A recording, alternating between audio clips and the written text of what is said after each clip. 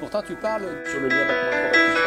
Réfléchir aux usages. Apprentissage sans détection de l'erreur. Par niveau culturel. De champ, quoi, d'être toujours présente. Bonjour Ludovic Deschères. Bonjour. Tu es membre du Conseil national du numérique, Ouais. qui vient de publier le rapport du groupe de travail éducation intitulé Jules Ferry 3.0. La proposition Oser le bac HN Humanité numérique a fait l'objet d'un buzz important. Alors, tu es un peu, je crois, à l'origine de cette idée pour le lycée. Comment cela s'est imposé au groupe de travail ? Bon, alors d'abord, je pense qu'on n'est pas dans une logique d'imposer quoi que ce soit. Finalement, moi, je me suis inscrit un peu dans ce qui est, pour moi, le rôle du conseil, qui est d'être un rôle de poil à gratter et puis un rôle d'inspiration. On est tous des spécialistes du numérique, alors venant chacun d'univers différents. Moi, je viens plutôt de l'univers des médias. Mais je crois que s'il y a quelque chose qu'on partage, d'abord, c'est de se dire que le numérique est en train de changer et de bouleverser toute la société, mais tout. C'est-à-dire que souvent, quand on parle de numérique, les gens voient un peu un ordinateur, quoi.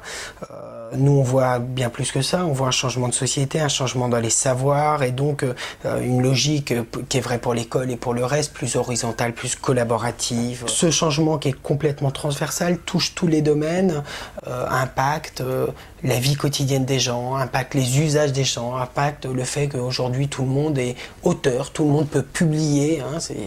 Toi-même, t'es pas journaliste, et puis tu m'interroges, tu vois. Et j'interroge un journaliste. Et t'interroges un journaliste. Le fait que les journaux, même s'ils traversent une crise, ils n'ont jamais eu autant d'audience grâce au digital. Le fait que le tourisme est en train d'être impacté. Demain, c'est le bâtiment qui va l'être, les taxis. Pour paraphraser ce qu'a dit, je crois que c'est Benoît Thiolin qui a dit ça l'autre fois. Mais qui aurait pensé il y a 4 ou 5 ans que les taxis parisiens, européens même, allaient se mettre en grève contre une appli, franchement. C'est à ça qu'on assiste. Donc voilà, alors c'est un terme à la mode, c'est la disruption, mais c'est vrai qu'elle est généralisée. Et souvent on en a peur, on se protège. Moi j'ai envie de croire que c'est une opportunité. Alors c'est une opportunité qui oblige à se poser plein de questions. C'est une opportunité qui pose des questions éthiques, technologiques. C'est fascinant, c'est abyssal, mais en même temps, il y a vraiment des outils qu'il faut donner aux gens. Et je crois que c'est aussi une révolution qui appelle à l'humilité. Et donc, finalement, ce qu'il faut, et c'est là où l'école devient absolument fondamentale, c'est donner aux gens les outils d'apprendre à apprendre et d'être capable d'avoir des clés de décryptage. On sait qu'il va falloir apprendre tout au long de la vie. Voilà, et donc c'est un peu là-dessus. Alors je vais revenir sur le bac. Mais pourquoi un bac, justement, pourquoi un bac, on aurait pu choisir, je sais pas moi, le collège, voilà. Vous avez choisi un bac humanité numérique, alors que certains peut-être auraient pu penser à un nouveau bac scientifique avec une coloration, et en fait vous allez plus loin, parce qu'en fait vous dites, vous voulez un bac par essence, le plus général des bacs généraux, absolument. Alors pourquoi je suis venu avec cette idée un peu saugrenue, qui d'ailleurs a fait sourire au départ au conseil comme ailleurs. Ils ont souri. Un petit peu, c'est-à-dire ils ont souri. D'abord, on s'est dit, qui c'est celui-là qui vient un peu d'ailleurs, lui, moi je suis pas un académique évidemment, et qui vient avec cette idée, mais surtout, est-ce que c'est malin de se dire, on a un truc totalement transversal et on va proposer un point d'arrivée. Oui. Et ma réflexion, ça a été de dire finalement que, évidemment, tout le monde devrait pouvoir bénéficier d'un enseignement à la fois de l'informatique, du code, mais aussi de la culture numérique à l'école. Le peu qu'on avait, c'est il y a quelques années les profs de techno qu'enseignaient un petit peu le code. Et puis il y a quelques années, on l'a enlevé un peu aux profs de techno en se disant à juste titre, le numérique c'est transversal. Donc tous les profs doivent en faire et c'est évident. Aujourd'hui, on n'enseigne pas l'histoire de la même façon quand il y a Wikipédia, on n'enseigne pas la géographie de la même façon quand il y a OpenStreetMap, etc., etc. La philosophie.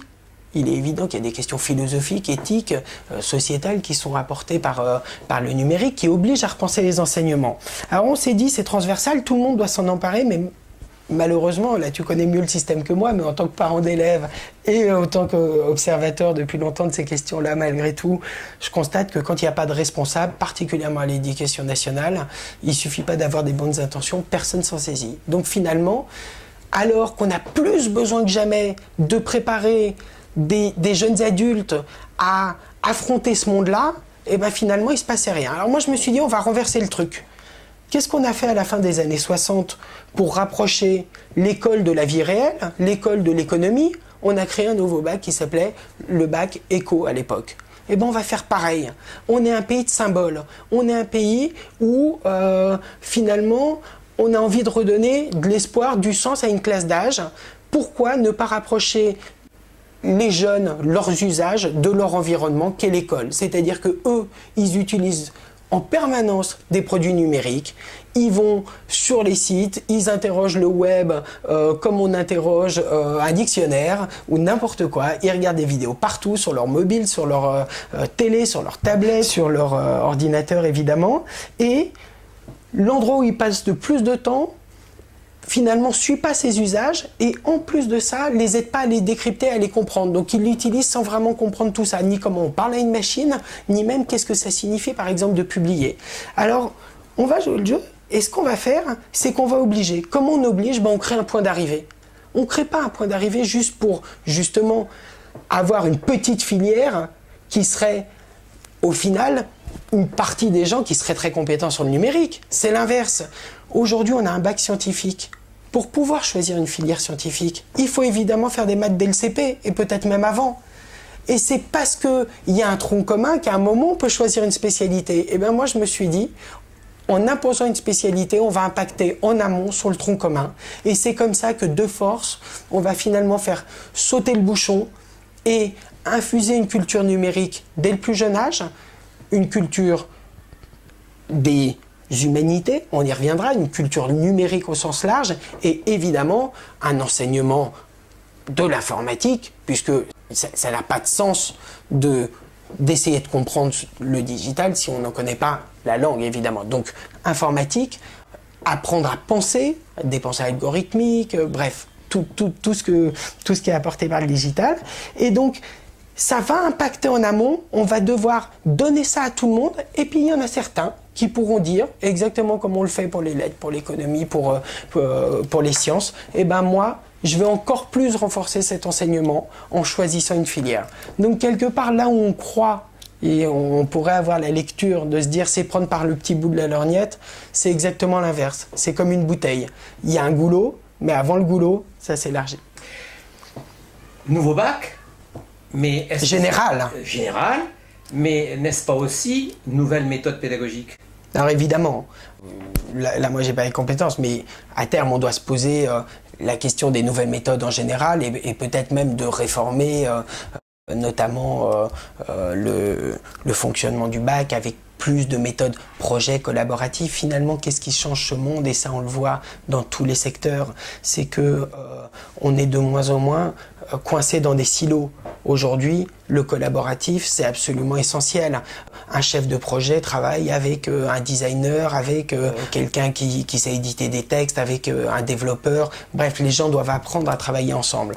Donc, il faut évidemment changer les méthodes d'enseignement pour créer des modes projet, pour aider les gens à collaborer. Et puis, tout va tellement vite que même la relation prof-élève, elle change. Le prof, c'était déjà le cas, mais ça l'est encore plus. Il a besoin de se former en permanence et puis d'accepter d'être challengé, de former avec son élève. Donc là aussi, il y a des choses qui changent, mais je dirais même que c'est physique. C'est-à-dire qu'il va certainement falloir pousser les murs des classes pour permettre aux gens de se réunir tous ensemble et de bosser sur des choses. Donc oui, les méthodes d'évaluation doivent certainement évoluer un petit peu. Les logiques du travail ensemble doivent évoluer. Le partage des documents évolue forcément, il circule partout, donc comment on fait avec tout ça? La question des contenus qui sont en évolution perpétuelle se pose évidemment, les logiques de coécriture, de wiki, de toutes ces... Voilà, donc il est évident qu'il faut à la fois changer les méthodes d'enseignement, mais aussi changer le rapport des uns et aux autres. D'abord, moi ce que je crois, c'est que la vraie vertu de ce bac, c'est aussi de raconter une sacrée belle histoire aux mômes, aux jeunes plutôt. On leur propose de faire quelque chose qui colle à leur univers, et puis c'est aussi donner un bel espoir aux parents. C'est-à-dire qu'on sait bien aujourd'hui que les métiers, les nouveaux métiers, ils vont beaucoup être dans ces endroits-là. Pas que, évidemment, mais aussi beaucoup. Et que même si on n'y est pas directement confronté, on a besoin de penser ce monde, parce que ce monde, c'est penser son environnement, penser ce qui nous entoure. Il est évident que ça fait sens et pour les mômes et pour les parents. Et puis par ailleurs, ça permet aussi de rapprocher l'école des parents, d'avoir des discussions différentes entre les profs, les enseignants, les parents et les mômes et tout ça. Et donc, finalement, ça décloisonne vachement. Et maintenant alors, le Conseil national numérique a publié ce rapport. Comment tu te situes par rapport à cette après-publication de rapport?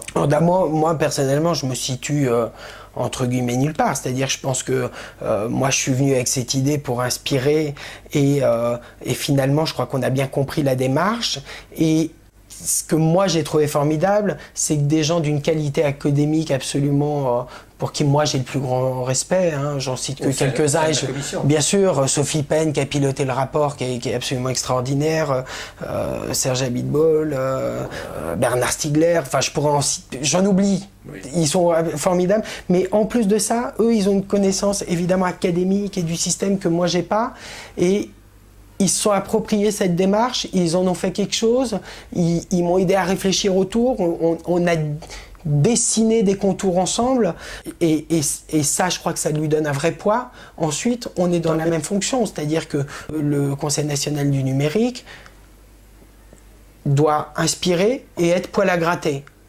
Donc, on a mis en l'air une idée qui, à mon avis, fait totalement sens, mais on n'a pas été, parce que c'est pas notre rôle, jusqu'à en dessiner la maquette. On en a dessiné la philosophie, les contours. Évidemment, c'est maintenant à l'éducation nationale, si elle le souhaite, de s'en saisir et de voir comment mettre ça en musique. En revanche, je pense qu'on donne beaucoup de pistes pour évidemment pas juste rester dans le total abstrait, mais être très opérationnel. Par exemple, une recommandation, puisque un des vrais soucis, c'est de se dire on ne va pas jouer avec les jeunes non plus. Si on crée demain un bac et que ce bac n'a aucune valeur, c'est hyper dangereux. Et en même temps, puisque on valorise cette méthode d'apprentissage-erreur, etc., ça doit s'expérimenter. Et ça doit s'expérimenter en partageant les retours d'expérience. Donc c'est vrai aussi pour ce bac. Alors comment on peut expérimenter sans mettre en danger une classe d'âge, quoi? Eh ben on s'est dit, moi je pense que c'est vraiment une bonne idée, ça. Première recommandation possible, on commence par les terminales, très vite, donc littéraire et ES, et on propose un double bac. Quoi qu'il arrive, ça les renforce.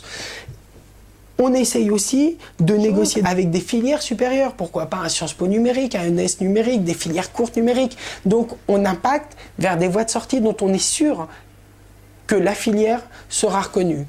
Deuxième possibilité, pourquoi on ne s'appuierait pas sur le CNED finalement? Souvent les Français... Moi, j'ai lu ça avec beaucoup d'intérêt. Mais non, mais il y a souvent des histoires qu'on ne raconte pas. D'abord, on est super bon et souvent on invente des choses et puis on a du mal à les transformer. Le CNED, c'est une forme de MOOC avant le MOOC quelque part. Je provoque un peu quand je dis ça, mais c'est de l'enseignement à distance. Pourquoi on n'inventerait pas qui de toute façon se numérise à vitesse grand V actuellement. Absolument. Pourquoi on n'essayerait pas de réfléchir ensemble pour voir dans quelle mesure on ne pourrait pas expérimenter un bac certes reconnu, évidemment, et général, mais qui se ferait en tout ou partie ou en grande partie à distance. Et dans ces cas-là, il pourrait même avoir la vertu d'être ouvert absolument à toutes les filières. N'importe qui pourrait, en plus de son bac traditionnel, s'inscrire sur une plateforme pour passer un second bac. Voilà le genre de pistes, il y en a d'autres très concrètes qui permettent quand même maintenant de s'en saisir et de voir comment on peut à la fois le mettre en place mais aussi aller très vite pour faire des expériences sans mettre personne en danger. Est-ce qu'on pourrait dire que c'est une proposition qui d'une certaine façon est là pour faire bouger le système ? C'est évidemment une proposition qui est là pour faire bouger le système et je pense que c'est même sa principale vertu. Parmi les propositions, je vois que vous proposez que l'on puisse appuyer sur des pôles de compétitivité pour trouver des enseignants et enrichir la formation. Non, mais il est évident qu'une des questions qui se pose, c'est la formation des enseignants. Donc moi je crois que ce qu'on peut dire, c'est que l'école doit s'ouvrir globalement. Toutes les énergies sont bonnes pour aider l'école à bouger. Donc pourquoi pas s'appuyer sur les initiatives locales, sur des pôles de compétitivité, sur les start-up innovantes françaises autour qui réfléchissent, qui pensent ces questions-là. Et il est évident que comme ça, on va arriver à expérimenter et à faire avancer les choses. Merci beaucoup, Ludovic Péchère. Merci.